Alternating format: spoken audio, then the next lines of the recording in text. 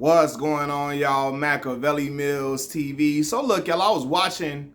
It's one of my favorite clips. Y'all know I'm a LeBron fan. It's one of my favorite clips of LeBron. When he's getting ready to go to the Cleveland Cavaliers, he's already signed the $90 million deal with Nike. He walks into a press conference with Rich Paul and all of his St. Vincent St. Mary teammates with him. You know, he in there was Rich. It was Rich there. I don't know if Maverick Carter was there. Maverick might have been there, but I know Drew Joyce, the rest of St. Vincent St. Mary's whole squad with him.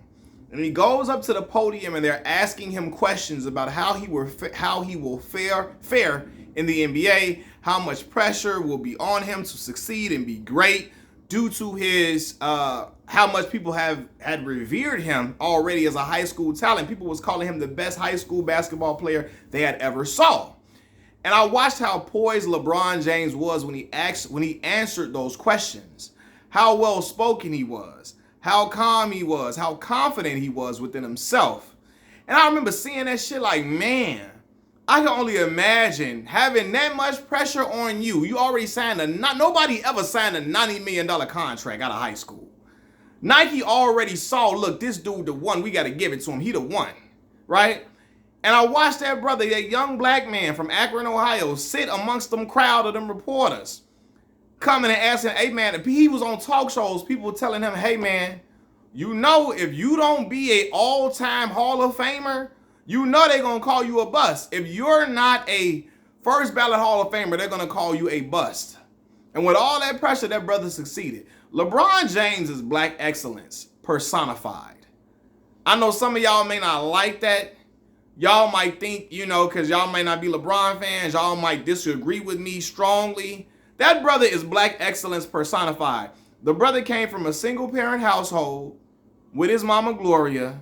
They were bouncing around from home to home, right? He couldn't stay in school long because they were just couch surfing a lot, going from house to house. His mom would get kicked out of places, evicted from places. They trying to find places to stay. He's an only child, right?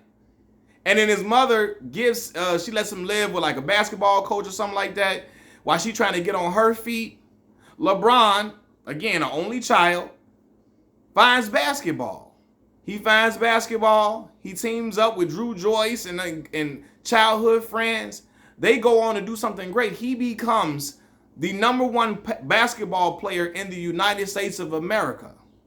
At that point, a young man that came from poverty-stricken conditions, homelessness, really because you're not living in your car, but couch surfing house to house, you ain't got nowhere to stay for real. He go from that to becoming the breadwinner, an athlete who propels his mama and his people out of poverty.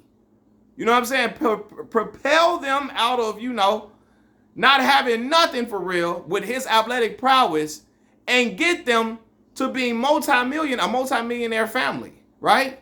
Not only that, as he ascends, first he comes into the NBA, he gets with, you know, the regular standard agent that everybody, you know, regular agents that everybody has. And after, you know, being at the top and making a certain amount of money, he allows his boy, pay for his boy and them to go to school to get whatever credentials they need to get so that they can become NBA agents and they can run a business. They can run their own business. He put them in position, basically. Put them in position to be able to have their own business so they can be top elite type black men. And all these dudes around him black.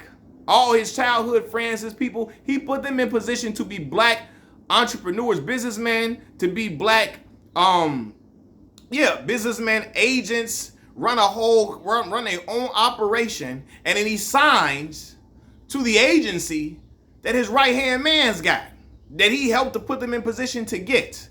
Not only that, LeBron James get to the NBA, he with a black woman, right? Date a black woman, have kids with this black woman, marries that black woman, right? I don't care, people might, you know, I know some people might get offended about me talking about you know, black men being with black women and all of that. And I don't denigrate anybody that's not with a black woman. I don't denigrate no brothers that's not with a black woman. As long as you ain't talking down on black folks and black women and black unions, I let everybody live because some of my closest friends and family are with non-black women. So I can't be ridiculing y'all if I ain't coming at them talking crazy to them, right? You know what I'm saying? So I had no problem with that.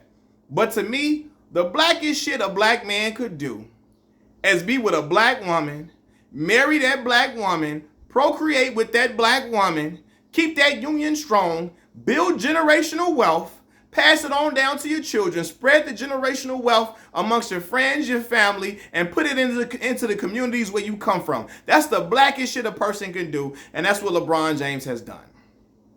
It's a success story all the way around. Now, you know, he's living affluently. He's able to put, again, his friends, his mama, his uncles and cousins all into prominent positions, right? He goes and now he's at the top of the league, uses his influence to allow his baby boy's dream of playing in the NBA to come true and say, yo, my son may not get drafted by nobody. Other teams may not pick him up. So he want to play in the NBA? Okay. We going to get my team to come get him. Get my team to get my boy. Team I'm on, come get my boy. I'm going to play with my boy. My boy want to be an NBA player. I'm gonna make his dream happen, and we're gonna teach him how to be the consummate professional, the top tier type professional player, and try to get him to wherever he can be, to wherever he could possibly be, the highest he could be, by playing alongside me every single day, and going to work out with me every single day. Not like it when you in high school and you in college. Yeah, you with your dad at home, but your daddy away at games a whole lot.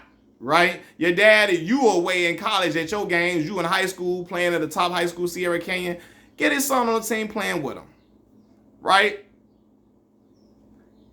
That is a black success story if I ain't ever seen one. A dude come from nothing, from being bouncing house to house, getting your parents, getting your mama out of poverty and getting y'all and propelling y'all to financial prosperity is dope.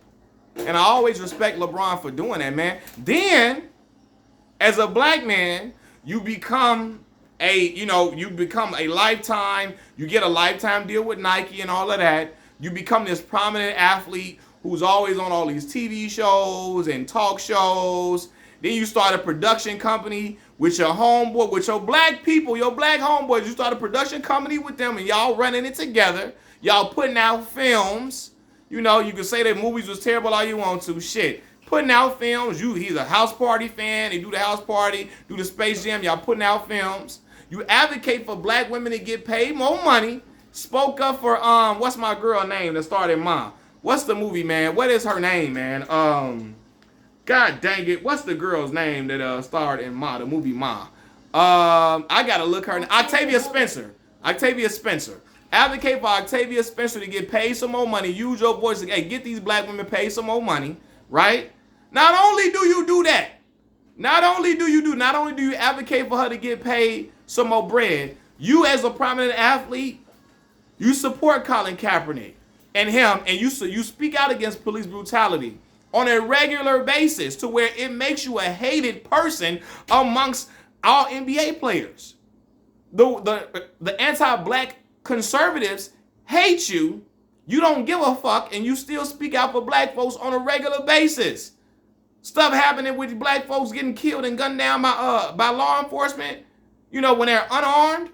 LeBron James talk about it on his platform. He talk about it on Twitter, Instagram, all of that, and don't care who gets mad, who villainizes him. He don't care about being alienated by certain people, for talking up about black folks. Black issues, because again, black athletes, black elite people with influence, I believe them speaking out about injustices against black people, it brings a lot more awareness and people start taking stuff seriously when they speak on things.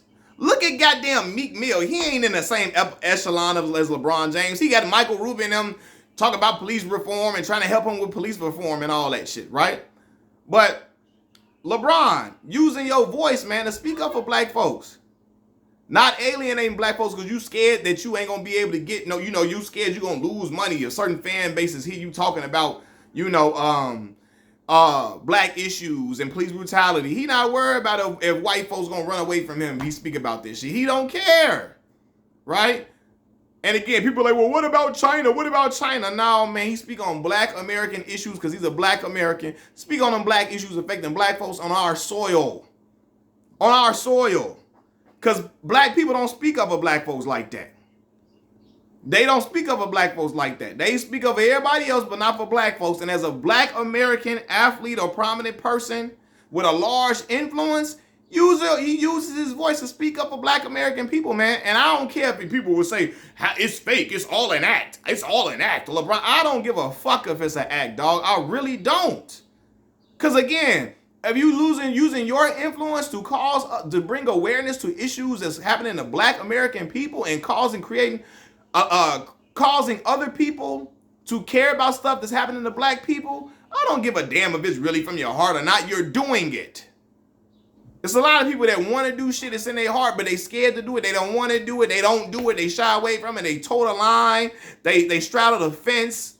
You know what I'm saying? They do that shit all the time. Y'all don't like when I bring up Michael Jordan giving that money to the police department when George Floyd got killed. He gave money to a black donation and to the police department. I'm like, now, Mike, why the fuck you get that money to the police department? Because they didn't need the money. Police don't need no money. They good. Why you giving money to the police department? Because he was scared to offend white folks. Right? And I bring up a lot of other athletes, black athlete Derek Jeter and them, not saying shit about black issues at all. We got that black ass daddy at the house. You know what I'm saying? Kobe Bryant them not saying nothing about black folks ever and ever. That's their choice. But I'm going to tell you why I fuck with LeBron James. I don't care if it ain't or not. He speak up for black folks. I ain't saying he got to be at the marches and shit. I ain't saying he got to be at the marches. But him using his voice to show solidarity with black folks, that means something. Black folks like for you to show solidarity with us. You hear me? That man got a black wife, black kids. You hear me? Not saying that you wouldn't have black kids when you with a non-black woman. But his kid's black, and he with a black woman. That means something. It does, man. And he is black excellence. Personified. Help to uplift Savannah and her people to economic prosperity, keeping that generational wealth amongst black folks. That's solid, bro. Whether you don't like it or not, however you want to spend it, you can call it what you want. That's solid shit, bro. It is. And then you keep elevating all your black folks around you. That's real. Your friends and all that, putting them in position, your family members. You know? Mentoring the other young black talent in the NBA. Speaking life into them. Not cussing them out, not calling them trash, not telling them you ain't got enough accolades to be talking to me. Y'all know who said that, but hey, you know, not trying to denigrate other young black boys. Y'all talking about, he'll get you traded. Man, what? He ain't cussing them out, telling them they ain't shit, and they can't talk to him, and he better than them, and they better not ever talk to them ever in life. Not talking down on them. You know, all the other young boys across the league, he always speak life into them. He always shout them out and all of that. Showing love to Aja Wilson, all the black WNBA players. Yeah, he said he gave some love to Caitlin Clark. But look at all the other black female hoopers he always been showing love to for the longest of time, man. That's real shit, man. That is real. That's real, man. And you gotta salute it. You gotta respect it. You know what I'm saying? So he is black excellence personified. Great representation of Akron, Ohio, and of black people in general. You hear me? I don't care, man. Dude got a black family, black Asian, all his black folks around him doing well, putting them in positions to succeed and gain generational wealth together. That is dope.